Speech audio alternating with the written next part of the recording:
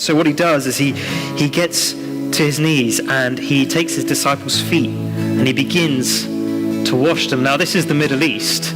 This is thousands of years ago. They had open-toed sandals and there was lots of dirt and grime on their feet. And so as he begins to wash their feet, that would have all been coming off onto his hands, getting into his hands. This is the Messiah whose hands have made and flung stars into space, and now they're getting dirt on them from the disciples' feet. This Jesus kneels.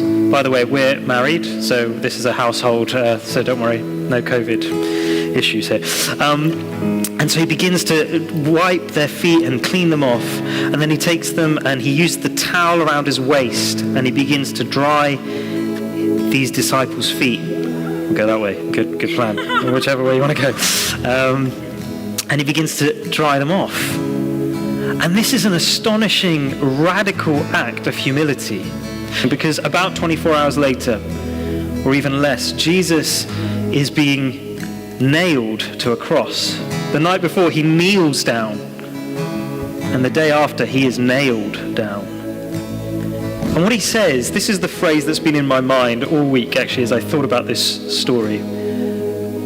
Jesus says to Peter, who gets very excited, and says, initially he says, Lord, you can't touch me, you can't wash my feet. And Jesus says to him, unless I wash you, you have no part with me.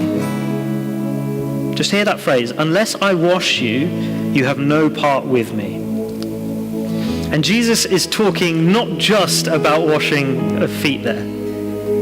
He's talking about the next act of service and humility and love, which is the cross.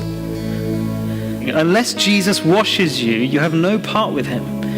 This isn't about you being good. This isn't about you trying to achieve it in your own strength. This is a chance to come to Jesus and let him wash you. This is an internal cleansing. That is an external cleansing of the feet.